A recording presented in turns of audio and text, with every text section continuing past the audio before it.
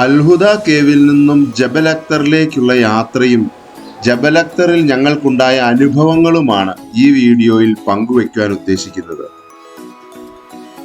പ്രകൃതിയുടെ മാറ്റങ്ങളിലൂടെയുള്ള ഭൂമിയുടെ കരവിരുതും അതിൽ മനുഷ്യന്റെ അവസരോചിതമായ ഇടപെടലും ഒത്തുചേർന്ന ഒരിടമാണ് അൽഹുദ കേവ്. ഭൂമിശാസ്ത്രപരമായ ഒരു എഡ്യൂക്കേഷണൽ ആക്ടിവിറ്റിയായും ഇതിനെ കരുതാം. കുട്ടികളുടെ അല്പനേരത്തെ കളികൾക്കൊക്കെ ശേഷം അൽഹുദ കേവിന്റെ വിസിറ്റർ സെന്ററിൽ നിന്നും ഞങ്ങൾ ജബൽ അക്തർ എന്ന മൗണ്ടനിലേക്ക് യാത്രയായി. ഏതാണ്ട് 1.5 മണിക്കൂർ ഡ്രൈവാണ് ജബൽ അക്തറിലേക്കുള്ളത്. 4 വീൽ ഡ്രൈവ് കാറുകൾക്ക് മാത്രമേ ഈ മൗണ്ടനിലേക്ക് പ്രവേശനമുള്ളൂ എന്നതാണ് ഇവിടുത്തെ ഏറ്റവും വലിയ പ്രത്യേകത. മുകളിലേക്ക് കയറുന്നതിന് മുമ്പ് തന്നെ അവിടെ ഒരു പോലീസ് ചെക്ക് പോയിന്റും അവിടെ വിശദമായ ചെക്കിങ്ങും നമുക്ക് പ്രതീക്ഷിക്കാം. കാറിന്റെ ഡീറ്റെയിൽസ് ആണ് അവർ പ്രധാനമായും ചെക്ക് ചെയ്യുക. 4 വീൽ ഡ്രൈവ് ആണെങ്കിൽ അത് എങ്ങനെ എപ്പോൾ ഉപയോഗിക്കണമെന്നും അവർ കൃത്യമായും പറഞ്ഞു തരും. മുകളിലേക്ക് കയറുമ്പോൾ 4 വീൽ ഡ്രൈവിന്റെ ആവശ്യമില്ല എന്നും തിരികെ ഇറങ്ങി വരുമ്പോൾ 4 വീൽ ഡ്രൈവ് ആക്കി 2 and 3 ഗിയറിൽ മാത്രമേ വരാവൂ എന്നും അവർ ആവശ്യപ്പെട്ടു. അതെന്തുകൊണ്ടാണെന്നെല്ലാം പിന്നീടാണ് ഞാൻ മനസ്സിലാക്കിയത്. ഏതായാലും മനോഹരമായ കാഴ്ചകളൊക്കെ കണ്ട് ഞങ്ങൾ മുകളിലേക്ക് കയറി. ഈ സമയം കുട്ടികൾ ഉറങ്ങുകയായിരുന്നു. ഈ മുകളിലേക്കും താഴേക്കുമുള്ള ഡ്രൈവ് തന്നെയാണ് ജബൽ അക്തറിന്റെ ഏറ്റവും വലിയ പ്രത്യേകത. മുകളിലേക്ക് കയറുമ്പോൾ 2 ട്രായ്ക്കും താഴേക്ക് ഇറങ്ങി വരാൻ 1 ട്രായ്ക്കുമാണ് ഇവിടെ കാണുക. ജബൽ അക്തർ. ജബൽ എന്നാൽ കുന്ന്, അക്തർ എന്നാൽ പച്ച. ലിറ്ററലി പറഞ്ഞാൽ ജബൽ അക്തർ പച്ചക്കുന്ന് എന്നാണ് അർത്ഥം. പച്ചക്കുന്ന് എന്ന് കേൾക്കുമ്പോൾ തന്നെ മനസ്സിലൊരു കുളിർമയുണ്ടാകും. ഈ ചൂട് കാലങ്ങളിൽ, ഈ ചൂട് സ്ഥലത്ത് മുകളിലേക്ക് കയറും തോറും ചൂട് കുറയുന്നു എന്നത് ശ്രദ്ധേയമായ കാര്യമാണ്. പോകുന്ന വഴിയിൽ ഉടനീളം കാണുന്ന ഒരു സൈൻ ബോർഡാണിത്. വളവുകളുണ്ടെന്നും ലോ ഗിയറിൽ പോകണമെന്നുമാണ് ഇത് സൂചിപ്പിക്കുന്നത്. ഒമാന്റെ ഹൃദയഭാഗത്തായി തല ഉയർത്തി നിൽക്കുന്ന ഒരു പച്ചക്കുന്ന് തന്നെയാണ് ജബൽ അക്തർ. മരുഭൂമിയിലെ ചൂടിന് നടുവിൽ ഉയർന്നു നിൽക്കുന്ന ഈ പർവ്വതം ഒരു അത്ഭുതം തന്നെയാണെന്ന് അവിടുത്തെ ഒരൊറ്റ ദിവസത്തെ ജീവിതം എന്നെ പഠിപ്പിച്ചു. ജബൽ അക്തറിലേക്ക് 4x4 കാറുകൾ മാത്രമേ പ്രവേശിപ്പിക്കൂ എന്നറിഞ്ഞപ്പോൾ റോഡുകൾ മോശമായിരിക്കും അല്ലെങ്കിൽ ഓഫ് റോഡ് ആയിരിക്കും എന്നൊക്കെയായിരുന്നു എന്റെ ധാരണ. എന്നാൽ അതിമനോഹരമായ, നോക്കൂ, സൈഡിലെല്ലാം മലകൾ വെട്ടിയിറക്കി അതിമനോഹരമായി ടാർ ചെയ്ത റോഡുകളാണ് ജബൽ അക്തറിലേക്കുള്ളത്. എന്നാൽ തിരികെ വരുമ്പോഴാണ് 4 വീൽ ഡ്രൈവിന്റെ ഉപയോഗം വരിക. മുകളിൽ നിന്നും താഴേക്ക് വരുമ്പോൾ ഇതുപോലെയുള്ള എസ്കേപ്പ് ലൈനുകൾ ഓൾമോസ്റ്റ് എല്ലാ വളവിലും കാണുവാൻ സാധിക്കും. അത് മെറ്റൽ നിരത്തിയിരിക്കുന്ന ഇളകിയ കയറ്റത്തോടു കൂടിയുള്ള പാതയായതിനാൽ കാറുകൾ അതിലേക്ക് പ്രവേശിച്ചാൽ താനേ സ്റ്റോപ്പ് ആകും. 4 വീൽ കാറുകൾ താഴേക്ക് വരുമ്പോൾ 2 and 3 ഗിയറുകൾ മാത്രം ഉപയോഗിക്കുവാൻ അവർ നിർദ്ദേശിക്കുന്നു. എന്നാൽ 2 വീൽ കാറുകളിൽ ബ്രേക്കിന്റെ ഉപയോഗം മാത്രം ഉള്ളതിനാൽ ബ്രേക്ക് സെറ്റുകൾ അമിതമായി ചൂടാവുകയും ബ്രേക്ക് നഷ്ടപ്പെടുവാനും സാധ്യതയുണ്ട്. അപ്പോൾ താഴേക്ക് വരുമ്പോൾ ബ്രേക്ക് അമിതമായി ഉപയോഗിക്കാതിരിക്കുക എന്നുള്ളതാണ് അതിന്റെ അർത്ഥം. ജബൽ അക്തറിൽ റൂമുകൾ വളരെ കോസ്റ്റ്ലി ആയി അനുഭവപ്പെട്ടതിനാൽ റൂമുകൾ ഇതുവരെയും ബുക്ക് ചെയ്തിട്ടില്ല. അവിടെ ചെന്ന് റൂമുകൾ ലഭിക്കുകയാണെങ്കിൽ താമസിക്കാം, അല്ലെങ്കിൽ നിസ്വയിലേക്ക് പോകാം എന്നതാണ് ഞങ്ങളുടെ പ്ലാൻ. പോലീസ് ചെക്ക് പോയിന്റിൽ നിന്നും ഏതാണ്ട് 1/2 മണിക്കൂർ യാത്ര കഴിഞ്ഞിരിക്കുന്നു. മുകൾ ഭാഗത്തെത്തിയതായി ഒരു തോന്നൽ. മലമുകളിലുള്ള വീടുകളൊക്കെ കാണാൻ തുടങ്ങിയിരിക്കുന്നു. ഇവിടെ 26 ചെറിയ വില്ലേജുകൾ ഉണ്ടെന്നാണ് പറയപ്പെടുന്നത്. കൃഷിയും ടൂറിസവുമാണ് ഇവിടുത്തെ പ്രധാന വരുമാന മാർഗങ്ങൾ. കോസ്റ്റ്ലി റിസോർട്ടുകളാണ് ഇവിടെയെല്ലാം ഞങ്ങൾക്ക് കാണാൻ സാധിച്ചത്. വളരെ അധികം അന്വേഷണത്തിന് ശേഷമാണ് ഞങ്ങളുടെ ബഡ്ജറ്റിൽ ഒതുങ്ങുന്ന ഒരു അക്കോമഡേഷൻ ഫ്ലാറ്റ് ഞങ്ങൾക്ക് ലഭിച്ചത്. പിന്നീടാണ് ഞങ്ങൾക്ക് മനസ്സിലായത് ഇവിടെ ഹോം സ്റ്റേകളാണ് ഏറ്റവും അനുയോജ്യകരമെന്നത്. മുകളിലെത്തിയാൽ ഇതുപോലെയുള്ള വ്യൂ പോയിന്റുകളും പാർക്കിംഗ് സ്പേസും അവിടെ സ്പെസിഫിക് ആയിട്ട് ഇത് എത്ര ഹൈറ്റിലാണെന്നുള്ള വിവരങ്ങളെല്ലാം എഴുതി വെച്ചിട്ടുണ്ടാവും. 2090 മീറ്റർ ഉയരമുള്ള ഈ സ്പോട്ടിൽ അല്പനേരം ഇറങ്ങി നിന്ന് വിശ്രമിച്ചതിന് ശേഷം ഞങ്ങളുടെ യാത്ര വീണ്ടും തുടർന്നു. ജബൽ അക്തറിന്റെ മെയിൻ ടൗണിൽ നിന്നും അല്പം മുമ്പോട്ട് പോകുന്ന ഞങ്ങൾ സെയ്ഖ് എന്ന ഗ്രാമത്തിലൂടെയാണ് ഇപ്പോൾ സഞ്ചരിച്ചുകൊണ്ടിരിക്കുന്നത്.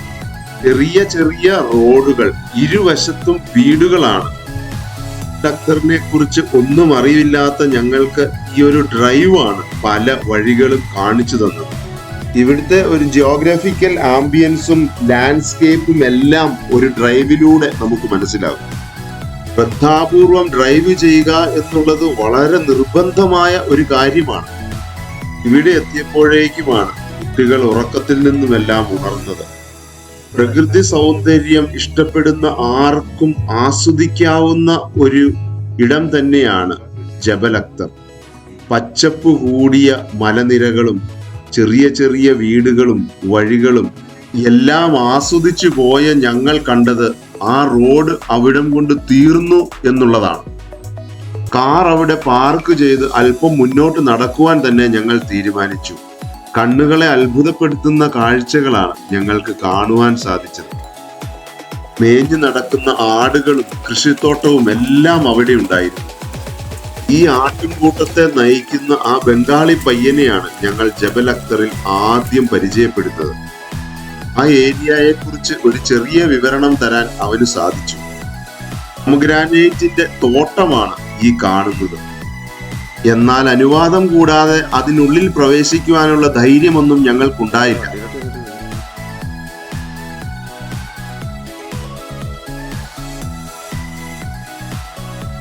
വഴി അല്പം മുകളിലേക്ക് കയറി അവിടെ നിന്ന് കാഴ്ചകളൊക്കെ ആസ്വദിച്ചതിന് ശേഷം ഞങ്ങൾ കാറിലേക്ക് മടങ്ങി. പാർക്കിങ്ങിൽ തിരികെ എത്തിയപ്പോൾ ഇവിടെ വർഷങ്ങളായി താമസിക്കുന്ന ഒരു മലയാളിയെ പരിചയപ്പെടുകയുണ്ടായി. അവർ താമസിക്കുന്ന വീടിന്റെ സൈഡിലൂടെ ഉള്ളിലേക്ക് കടന്നാൽ അവിടെ തോട്ടങ്ങളാണെന്നും അതിനുള്ളിൽ പ്രവേശിച്ച് എല്ലാം കാണാമെന്നുമുള്ള അനുവാദം അദ്ദേഹം ഞങ്ങൾക്ക് തന്നു. ആ ധൈര്യത്തിൽ ഉള്ളിൽ കയറിയ ഞങ്ങൾ അത്ഭുതകരമായ കാഴ്ചകളാണ് കണ്ടത്. ഈ കാണുന്നതാണ് അത്തിപ്പഴം. ഇതാണ് അത്തിപ്പഴം. പോംഗ്രാനൈറ്റിന്റെയും അത്തിപ്പഴത്തിന്റെയും എല്ലാം തോട്ടമാണ് ഇത്. അത്ര വലിപ്പം വയ്ക്കാത്ത നമ്മുടെ കാപ്പി മരത്തിനെ അനുസ്മരിപ്പിക്കുന്നതാണ് ചെടികൾ. സുലഭമായി ജലലഭ്യതയുള്ള സ്ഥലമാണെന്ന് തോന്നുന്നു. ചെടികൾക്കെല്ലാം നന്നായി ജലലഭ്യതയുണ്ട് ഇവിടെ.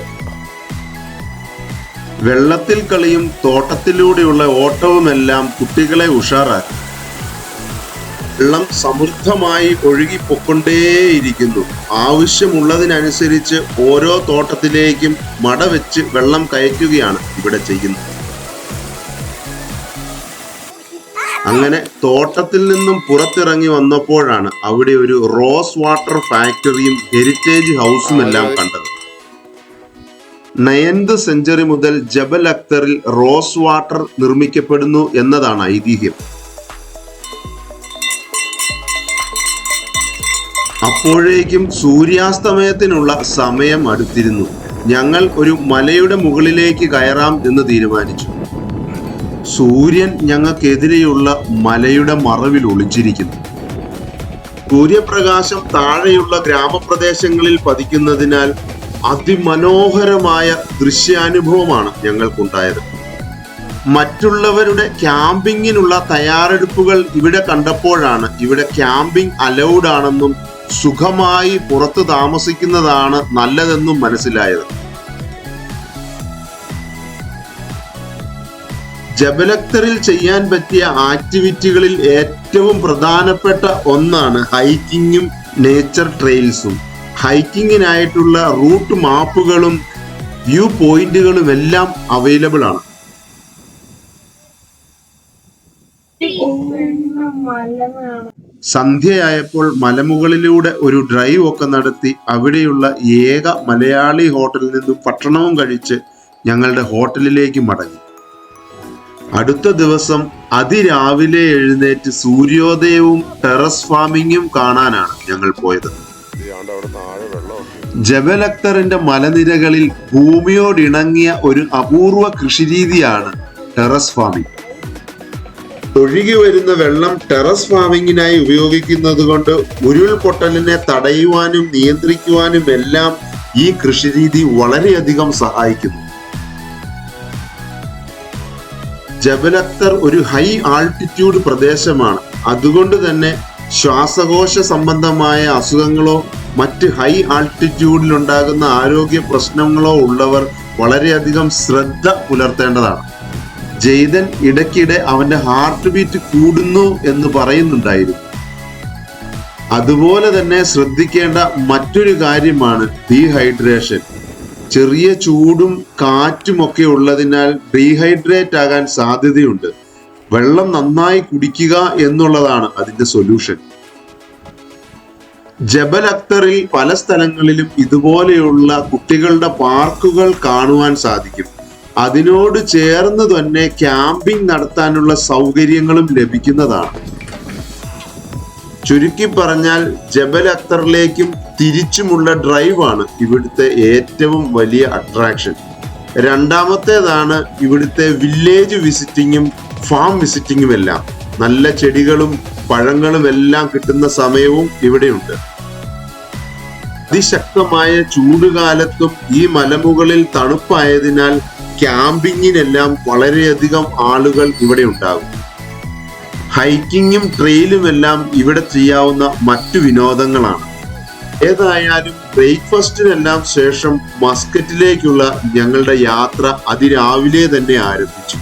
തിരിച്ചു പോകുന്ന വഴിയിലുള്ള വ്യൂ പോയിന്റിൽ നിന്ന് നോക്കിയാൽ നമ്മൾ കറങ്ങിയ സ്ഥലങ്ങളെല്ലാം കാണുവാൻ സാധിക്കും. മസ്കറ്റിലെ ഡോൾഫിൻ വാച്ചുമെല്ലാമായി അടുത്ത വീഡിയോയിൽ കാണാം. ഇതുവരെ ഞങ്ങളെ കണ്ടിരുന്നവർക്കെല്ലാം നന്ദി.